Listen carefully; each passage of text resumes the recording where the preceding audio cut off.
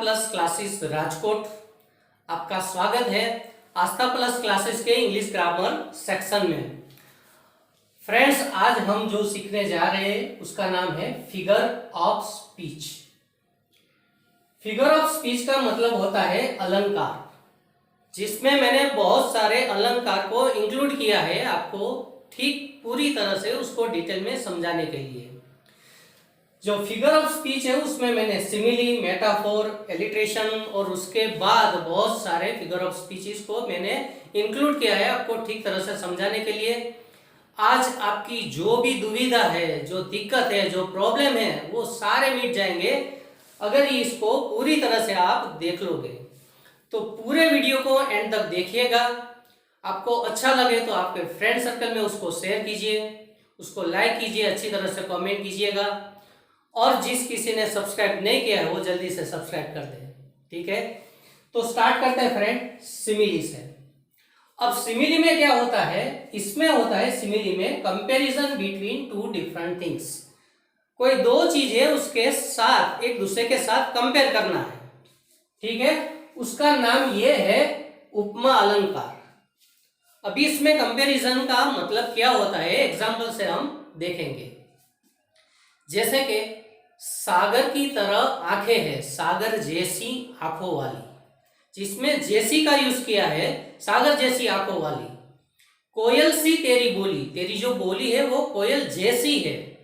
ठीक है, चांदी जैसा बदन, सोने जैसे बाल। यहाँ पे फिर जो बाल है वो खाने में आते हैं तब प्रॉब्लम होता है, लेकिन यहाँ पे ऐसा बोला जाता है। तो यहाँ उसको एग्जाम्पल के साथ हमें समझना है कि सिमिली में हम क्या करेंगे। सिमिली में हम जो यूज करेंगे फ्रेंड वो एज, लाइक एंड सो का यूज करेंगे, जिसका मतलब होता है जैसे। देख, जैसे कि मैंने एग्जांपल लिया है, he fought like a lion. इतनी बहादुरी से वो लड़ा, हम उसको बोल सकते हैं कि वो लायन की तरह लड़ा। ठीक है, तो he fought like a lion, यहाँ पे लायन का यूज किया है। This child is as cute as kitten. ये जो चाइल्ड है वो किटन की जैसा क्यूट है। ठीक है, ऐसा क्यूट है। तो यहां पे मैंने कंपैरिजन किए चाइल्ड का किटन के साथ। ठीक है, उसके बाद जाते हैं सी रैन लाइक अ डियर। वो इतनी तेज भागी कि हम उसको हिरण जैसी बोल सकते हैं। ठीक है, तो यहाँ पे सी और डियर का कंपैरिजन मैंने किया है लाइक का यूज करके। This place is so cold as ice. ये आइस जैसी ठंडी जगह है। ठीक है, तो यहाँ पे कंपैरिजन है दो चीज का एक दूसरे के साथ, जिसको हम बोलते हैं सिमिली, और वो अलंकार का नाम है उपमा अलंकार। ठीक है, उसके बाद हम जाते हैं मेटाफोर में। मेटाफोर में डायरेक्ट कंपैरिजन है। ठीक है, यहाँ पे he fought like a lion नहीं, वो लायन ही है ऐसा हमको बोलना है। जैसे कि ही वॉज अ लायन, वो शेर ही था, वो लायन ही था। डायरेक्ट हमको उसको कंपेयर करना है उसी चीज के साथ। जो डायरेक्ट कंपैरिजन हम यूज करेंगे मेटाफोर होता है, और मेटाफोर को बोलते हैं रूपक अलंकार। इस अलंकार का नाम है रूपक अलंकार। ठीक है, आपका चेहरा इसके समान है, सपोज चंद्रमा के समान है, चांद जैसा है, चांद जैसा है, तो यहाँ पे सिमिली हो जाएगा। लेकिन आपका चेहरा चांद है, डायरेक्ट आप बोलेंगे चांद है, तो ये आ जाएगा मेटाफोर में, क्योंकि उसमें डायरेक्ट वही बोलना है। एग्जाम्पल देखें तो आगे है टाइम इज मनी। समय है वही तो पैसा है, जिसको उसका यूज करने का पता है कि किस तरह से टाइम का यूज करते हैं, तो इसके लिए वो सही बात है, टाइम इज मनी। डायरेक्ट हम बोल सकते हैं कि टाइम है वो मनी है, एक बार निकल गया वापस नहीं आता। उसके बाद है this class is a vegetable market. ये जो क्लास है, ठीक है, वो वेजिटेबल मार्केट है। वेजिटेबल मार्केट में शोर शराबा होता है, बहुत ही शोर होता है। तो यहाँ पे डायरेक्टली बोला है कि ये क्लास है वो वेजिटेबल मार्केट ही है।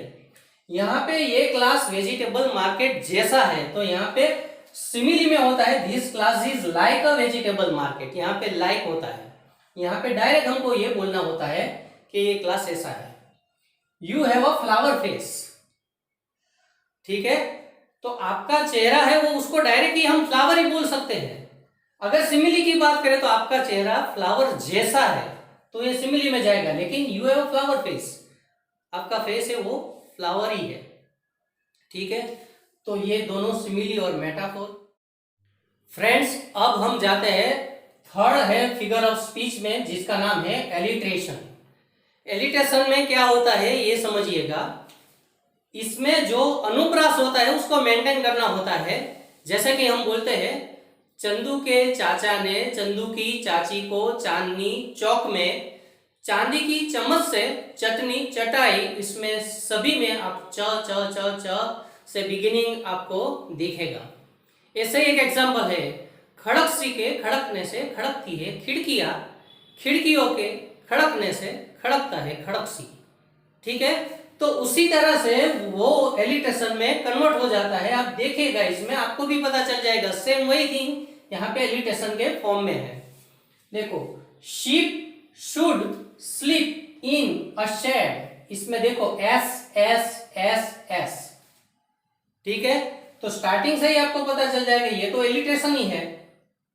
आगे हम एग्जांपल देखते हैं, लिटल लीना लाइक्स लीची। ठीक है, तो इसमें देखो एल एल एल एल, उसका जो प्रोनाउंसिएशन है वो भी सेम ही होगा। जो प्रोनाउंसिएशन है उसका इंपॉर्टेंट इसमें ज्यादा होता है, तो यहाँ पे प्रोनाउंसिएशन वाइज सेम ही होगा। ठीक है, आगे का जो एग्जांपल हम देखें तो इसमें लिखा है, करंस किड्स केप्ट क्राइंग, क क क क। ये सभी में इस तरह से आता है और बहुत ही आसान है आपको सीखना। My dear, dear is dear, यहाँ पे डियर डियर डियर। डियर का एग्जाम्पल है जो हमको बहुत ही पसंद है, इसको बोलते हैं।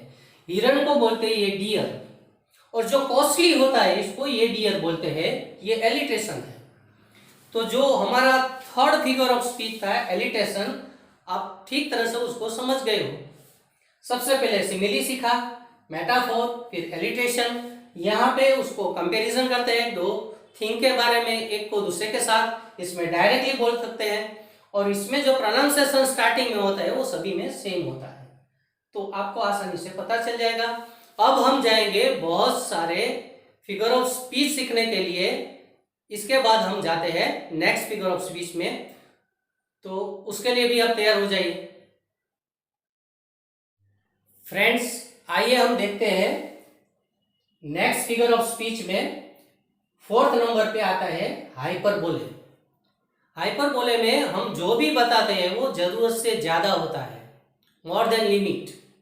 तो यहाँ पे लिखा है मोर देन रिक्वायर्ड, जरूरत से ज्यादा, मोर देन लिमिट, एग्जैगरेशन। ठीक है, बहुत सारे सेंटेंसेस ऐसे होते हैं जब इसको इस तरह से बोला जाता है कि हमको ऐसा ही लगता है कि ये तो जरूरत से ज्यादा हो गया, ऐसा नहीं हो सकता। तो उसके एग्जाम्पल से हमको पता चल जाएगा कि ये हाइपरबोले है। जैसे कि I would move mountain for you, मैं आपके लिए पर्वत को हिला सकता हूं। ठीक है, जैसे कि दुनिया हिला दूंगा, तो यहाँ पे जरूरत से ज्यादा हो गया, दैट इज नॉट पॉसिबल। ये पर्वत को हिलाने की बात कर रहा है, कैसे हो सकता है, और पर्वत कैसे हिल सकता है जो पॉसिबल ही नहीं है। तो ये जरूरत से ज्यादा जब बताते हैं तब हाइपरबोले हो गया। नेक्स्ट जो एग्जांपल है, you are taller than an electric pole, आप है वो लंबे हैं लेकिन जो बिजली के खंबे हैं उससे भी ज्यादा। तो बिजली का खंबा है उससे ज्यादा आप लंबे हो, दैट इज नॉट पॉसिबल।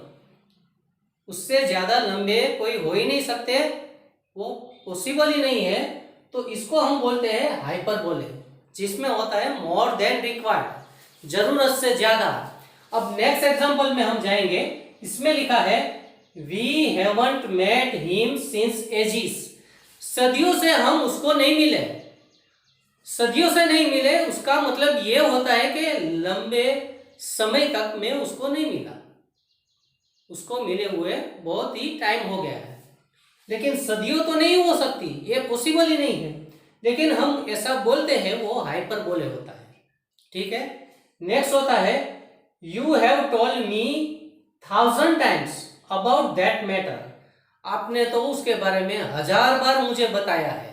अभी 1000 बार कैसे हो सकता है? हो सकता है 3-4 बार हो सकता है, 1000 बार कैसे हो सकता है? So this is more than limit, और उसको ही बोलते हैं हाइपरबोले। ठीक है, अब नेक्स्ट में जाते हैं पर्सोनिफिकेशन।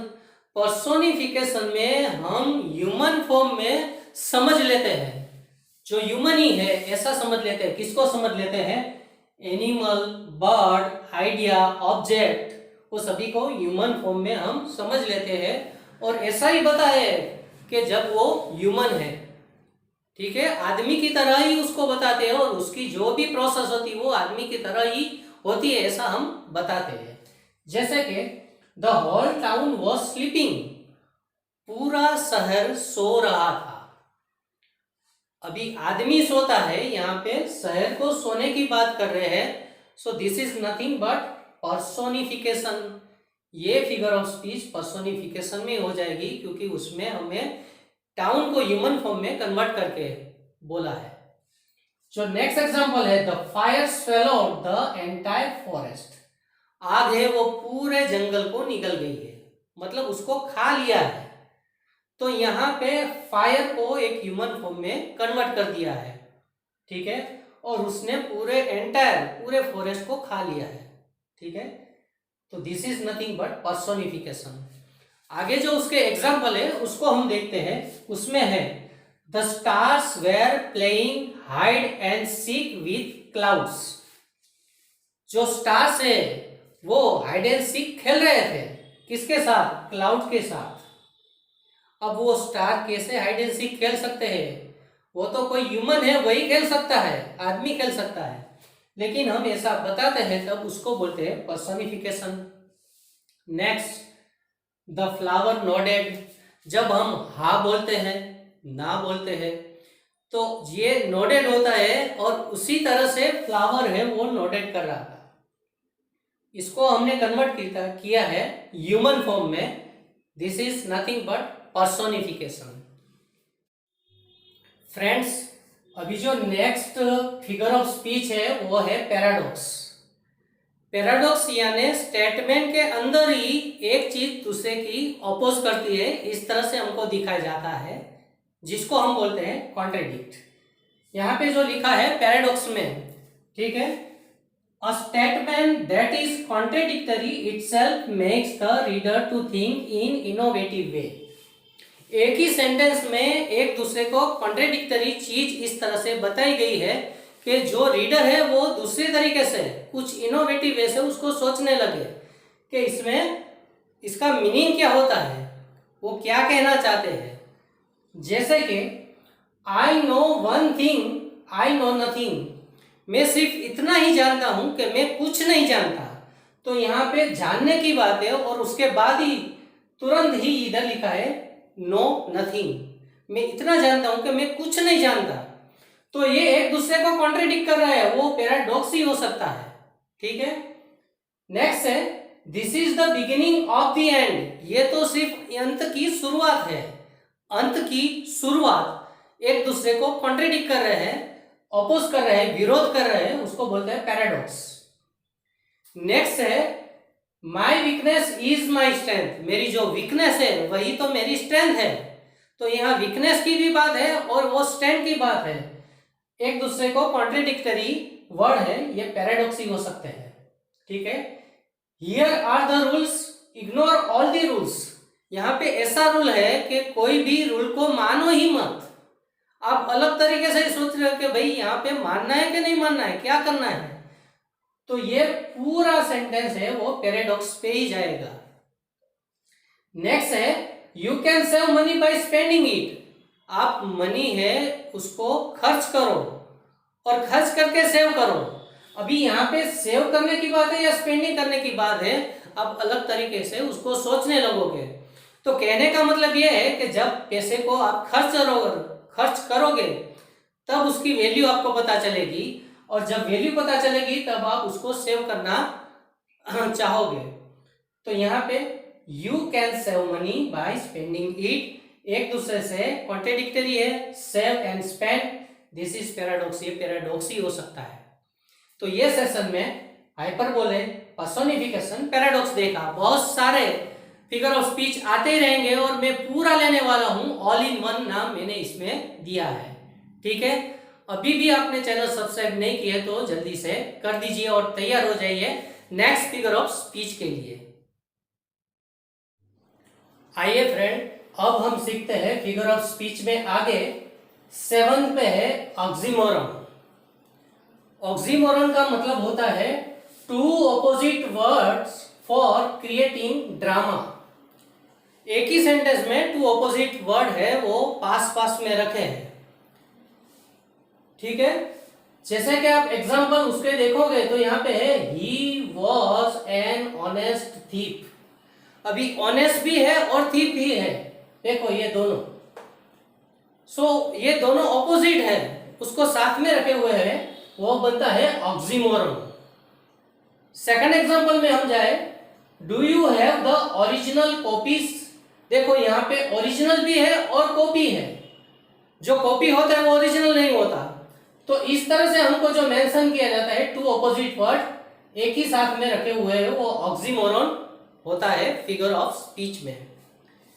नेक्स्ट एग्जांपल इसमें देखें तो इधर लिखा है सी इज प्रेटी अगली।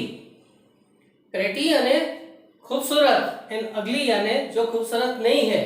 ठीक है, ये दोनों को साथ में रखे हुए हैं, that is oxymoron. He was found missing. अभी मिसिंग भी है और मिला हुआ भी, फाउंड भी है, तो दो ऑपोजिट वर्ड एक साथ आते हैं। ठीक है, तो बन जाता है ऑक्सीमोरन। अब 8 में जाते हैं। 8 है फिगर ऑफ स्पीच में है एजोनेंस। एजोनेंस का मतलब होता है repeat the same vowels but start with different sound. Vowels है वो रिपीट होता है लेकिन साउंड डिफरेंट है। देखो, how is your cow now. देखो यहाँ पे हाउ, काउ, नाउ। तो दिस टाइप ऑफ वर्ड्स वो एजोनेंस बनते हैं। ठीक है, यहाँ पे सिर्फ एच है, ये सी है और यहाँ पे एन है, उसका कोई मतलब नहीं होता, लेकिन आप उसको बोलोगे आपको पता ही चल जाएगा। How, cow, now. Bear is near but no need to fear.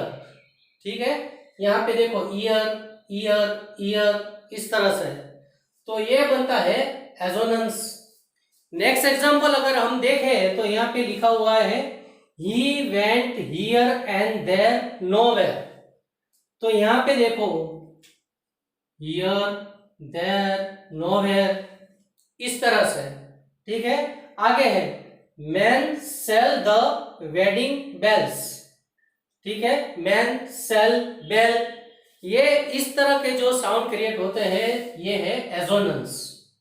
सभी को आपको ध्यान से समझना है और कौन सा फिगर ऑफ स्पीच कहां पे अप्लाई होता है आपको बिल्कुल समझ में आ जाएगा। अब आता है पन। पन का मतलब होता है एक वर्ड का बहुत सारे मीनिंग में कन्वर्ट होना।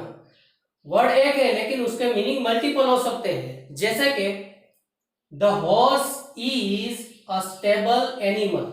स्टेबल यानी खड़ा होना एक जगह पे, और स्टेबल यानी तबेला भी होता है।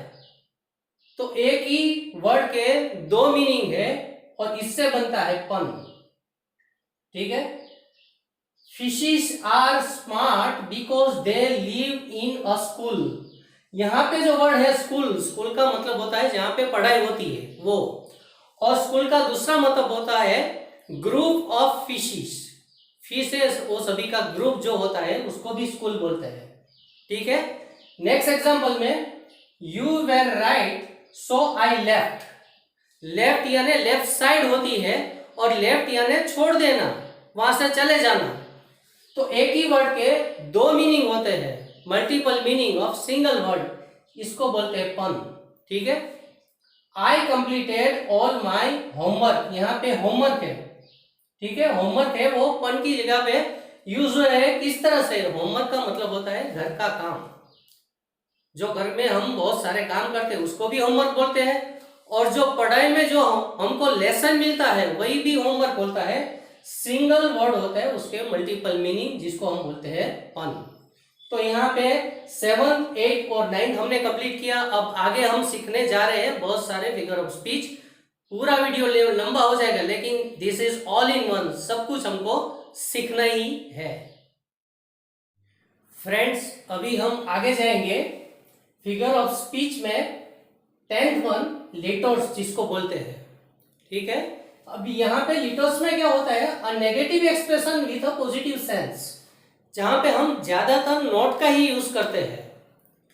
तो यहाँ पे हमने जो उसके एग्जाम्पल लिखे हैं उससे आपको पता चल जाएगा कि लिटोस में क्या होता है। जनरली हम बोल देते हैं आप कोई ब्यूटी क्वीन नहीं हो, you are not a beauty queen, आप ब्यूटी क्वीन नहीं हो। तो यहाँ पे हम उसको बताते हैं, और वो भी इस तरह से बताते हैं, नेगेटिव थिंग है लेकिन इस तरह से बताते हैं जो उसका वे होता है वो पॉजिटिव होता है। You are not a beauty queen, आप ब्यूटी क्वीन नहीं हो।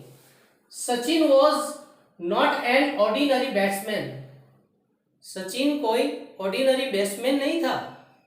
ठीक है, तो यहाँ पे सचिन के बारे में है कि वो कोई ऑर्डिनरी बैट्समैन नहीं था। यहाँ पे जो यूज होता है वॉज नॉट एन ऑर्डिनरी, ये सभी जो आता है negative expression with a positive sense, जहां पे हम ज्यादातर नॉट का यूज करते हैं वो होता है लेटोट्स। आगे देखें, शी इज नॉट स्टार्विंग, बराबर वो भूख से नहीं मर रही है, आप भूख से नहीं मर रहे हो। ऐसे वर्ड के लिए यहाँ पे यूज होता है litotes. He is not the cleverest person I have met. ठीक है, तो ये इतना क्लेवरेस्ट पर्सन नहीं है, बहुत सारे लोगों को मैं मिला हूं, इसमें ये ज्यादा क्लेवरेस्ट नहीं है, ये बताने के लिए नेगेटिव सेंस है। ठीक है, नेगेटिव एक्सप्रेशन है, लेकिन वो पॉजिटिव सेंस में हम बताते हैं लिटोस की हेल्प से। तो यहाँ पे नेगेटिव एक्सप्रेशन और पॉजिटिव सेंस में आप जनरली उसको बोलते हो, जिसको बोलते हैं लिटोस। अब आता है आयरनी। आयरनी का मतलब होता है व्यंग करना। ठीक है, तो उसमें क्या होता है, one thing is said but meaning is opposite.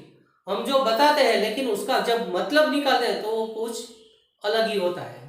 जैसे कि how nice of you to refuse to help me, आप कितने अच्छे हो, आपने मुझे हेल्प करने से मना कर दिया। ठीक है, एक तरफ से आप बोल रहे हैं कि आप कितने अच्छे हो, और दूसरी तरफ से उसको बता रहे हैं कि आपने मुझे हेल्प करने से मना कर दी है। ठीक है, oh great you have broken my new glass. ठीक है, आपकी कितनी कृपा है, आपने मेरा नया ग्लास को तोड़ दिया है। ठीक है, तो उसको जो बोलते हैं वो इस तरह से बोलते हैं जो व्यंग हो। एक तो उसको बता दे कि आपकी कृपा, आपने मेरा ग्लास तोड़ दिया। ठीक है, तो ये व्यंग होता है जिसको बोलते हैं irony. Don't study you will progress, पढ़ाई मत करो, आप जीवन में वो आगे बढ़ोगे। ठीक है, तो यहाँ पे उसको बताते हैं व्यंग की तरह से जो आयरनी होता है। मीट माई ब्रिलियंट फ्रेंड, मेरे ब्रिलियंट फ्रेंड से आप मिलो। हु फेल ट्वाइस, जो 2 बार फेल हुए हैं, एग्जाम में 2 बार फेल हुए हैं, तो यहाँ पे आप बोलते हैं कि मेरे ब्रिलियंट फ्रेंड से मिलो। ऐसे ब्रिलियंट फ्रेंड को मिलना है जो 2 बार फेल हो चुका है, जो व्यंग के फॉर्म में होता है, और जो व्यंग होता है उसको ही बोलते हैं आयरनी। उसके बाद होता है रिपीटेशन। रिपीटेशन है तो बहुत ही आसान है, एक ही वर्ड हो वो रिपीट हो रहा है। देखो, air is everywhere, water is everywhere and the God is everywhere. यहाँ पे एवरीवेयर एवरीवेयर एवरीवेयर रिपीट हो रहा है, उसको बोलते हैं रिपीटेशन। नेक्स्ट में देखो, I feel happy because I see others happy, I wish all be happy. यहाँ पे हैप्पी हैप्पी हैप्पी, तो ये होता है रिपीटेशन। ठीक है फ्रेंड्स, तो अभी नेक्स्ट जो बाकी है उसके लिए हम जा रहे हैं ऑल इन वन सीरीज में फिगर ऑफ स्पीच, जिसको हम बोलते हैं अलंकार। तो नेक्स्ट पे आप सीखने जा रहे हैं बाकी के फिगर ऑफ स्पीच। फ्रेंड्स, अभी हम जो सीखने जा रहे हैं वो फिगर ऑफ स्पीच का नाम है यूफेमिज्म।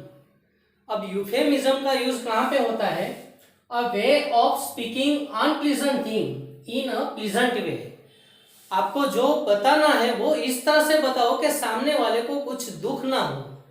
इस तरह से हम जो बताते हैं वो है यूफेमिज्म। इसके एग्जाम्पल है, यू आर नॉट क्वालिफाइड, आप फेल हुए हैं ऐसा हमको नहीं बोलना है, आप क्वालिफाइड नहीं हो ऐसा हमको बोलना है। ठीक है, जो बात हमको बतानी है वो इस तरह से बताया है कि जिसके सामने वाले पर्सन को कुछ दुख ना हो, कुछ बुरा ना लगे, इस तरह से हम बताते हैं, वो है euphemism. His father passed away, जिसकी डेथ हुई है, डायरेक्ट हम ऐसा नहीं बोलते कि वो डाइड, ही डाइड, ऐसा नहीं बोलते, हिज फादर पास्ड अवे। ठीक है, तो जो बताना है वो इस मैनर से बताओ कि जो बुरा ना लगे। नेक्स्ट है ही इज इन बिटवीन जॉब्स, उसके पास काम नहीं है, वो अनएम्प्लॉयड है, इस तरह से हम नहीं बोलते, हम बोलते हैं he is in between jobs. ठीक है, नेक्स्ट होता है don't tell me a fairy tale, झूठ मत बोलो, डायरेक्ट ऐसा नहीं बोलना है, लेकिन हम ऐसा बोलते हैं कि भाई ये किस्सा मत सुनाओ, ऐसे किस्से मत सुनाओ, फेरी टेल जैसे किस्से मत सुनाओ। तो जो अनप्लीजेंट थिंग है वो प्लीजेंट वे से हम बताते हैं, उसका नाम है यूफेमिज्म। ठीक है, उसके बाद आता है एंटीथेसिस। एंटीथेसिस में some idea statement contradicts another in a close, एक है वो दूसरे के कॉन्ट्रेडिक्ट में हम इस तरह से बताते हैं, जैसे कि स्पीच इज सिल्वर, बोलना तो अच्छी बात है, बट साइलेंट इज गोल्ड। ठीक है, लेकिन साइलेंट बन के रहना वो उससे भी अच्छा है, वो गोल्ड है। तो एक चीज तो पता ये अच्छी है, लेकिन उससे भी अच्छी ये है, वो बताने के लिए एंटीथेसिस होता है। मेन पर्पस इज गॉड डिस्पोजिस, आदमी कुछ ये सोचता है लेकिन ऊपर वाला कुछ दूसरा सोचता है। ठीक है, तो ये बताने के लिए एंटीथेसिस आता है। नेक्स्ट हम जाते हैं to err is human, to forgive is divine. Err यानी कोई भी गलती करना है, वो ह्यूमन बीइंग में पार्ट ऑफ लाइफ, गलती तो होती रहती है, लेकिन जो हमको फॉरगिव करते हैं, क्षमा कर देते हैं, वो डिवाइन ही होते हैं। ठीक है, तो उसके बाद जो आता है वो आता है ओनोमेटोपिया, जिसमें हम साउंड से उसके ऊपर फोकस करते हैं। अब किस तरह के साउंड्स होते हैं, देखो, चर्पिंग बर्ड्स, जो पक्षी होते हैं, बर्ड्स होते हैं, उसकी जो आवाज होती है वो चर्पिंग बर्ड्स। ठीक है, बजिंग बीज, बीज है उसकी विंग से जो आवाज निकलती है, बजिंग बीज। स्प्लैश ऑफ वाटर, पानी में पत्थर डालो और जो आवाज निकलती है वो स्प्लैश ऑफ वाटर। ये साउंड के ऊपर फोकस करके जो बनता है वो ओनोमेटोपिया होता है। इसके बाद आता है सिनेक्डोक, जिसमें पार्ट रिप्रेजेंट होल और होल रिप्रेजेंट पार्ट, ये इसमें आता है। तो इसमें क्या होता है, देखो, India won the gold medal, पूरे इंडिया में बहुत सारे लोग हैं, वो सभी जाके गोल्ड मेडल जीत के नहीं आए हैं, लेकिन एक टीम जाके जीत के आई है, फिर भी हम बोलते हैं India won the gold medal. तो होल का एक पार्ट है, वो रिप्रेजेंट करता है होल को, ये होता है सिनेक्डोक। इसके बाद जो नेक्स्ट है, my father bot me a set of wheels. Directly हम नहीं बोलते कि मेरे फादर ने मुझको कार ला के दी है, लेकिन हम बोलते हैं उसने सेट ऑफ व्हील्स ला के मुझे दिए है, इसका मतलब होता है कार ला के दी है। तो यहाँ पे देखो, जो रिप्रेजेंट होता है वो पार्ट रिप्रेजेंट होल, ये पार्ट है, व्हील्स है वो पार्ट है, वो होल को रिप्रेजेंट करते हैं, और इंडिया है वो होल है, लेकिन जो खेलने के लिए गए वो पार्ट है। ऐसे रिप्रेजेंटेशन के लिए सिनेक्डोक आता है। उसके बाद होता है मेटोनिमी। मेटोनिमी में क्या होता है, replace the closely related word, एक ऐसा वर्ड है वो पूरे को रिप्लेस कर देता है, हमको समझना है कि इसका मतलब ये होता है। एज फॉर एग्जांपल यहाँ पे क्राउन लिखा है, तो क्राउन का मतलब ताज पहनने वाला, ताज पहनने वाला कौन होता है, किंग होता है, तो यही हमको समझना है। द बेंच लिखा है, तो यहाँ पे जो जजमेंट देते हैं वो होता है ज्यूरी होते हैं, बहुत सारे जजेस हैं, वो इकट्ठा होकर जो डिसीजन लेते हैं उसको साथ में हम बोल सकते हैं द बेंच। ठीक है, तो मेटोनिमी में हम जो सबसे फर्स्ट एग्जांपल पे जाएंगे, pen is mightier than sword. Pen है वो उससे भी ज्यादा ताकतवर है, किससे ज्यादा है, स्वॉर्ड से भी ज्यादा ताकतवर, ये इसमें आता है। The crown will punish you, अगर ठीक तरह से काम नहीं करोगे तो क्राउन आपको पनिश करेगा। ठीक है, तो क्राउन यानी king. The bench to the judgment, यहाँ पे बेंच का मतलब बहुत सारे जजेस। ठीक है, तो फ्रेंड्स ज्यादा से ज्यादा मैंने फिगर ऑफ स्पीच यानी अलंकार को इसमें इंक्लूड करने की ट्राई की है। ठीक है, ऑल इन वन इसको नाम दिया है, आप उसको पूरी तरह से समझ लो, उसकी प्रैक्टिस करो, और फिर आपको जो भी अच्छा लगे, जितना भी अच्छा लगे, वो सभी में बांटना है। तो ज़्यादा से ज़्यादा फ्रेंड्स को आप शेयर करो। फ्रेंड्स, आपको बहुत सारे वीडियोस मिलते ही रहेंगे। जल्दी मिलते हैं एक नए वीडियो के साथ। All the best, bye.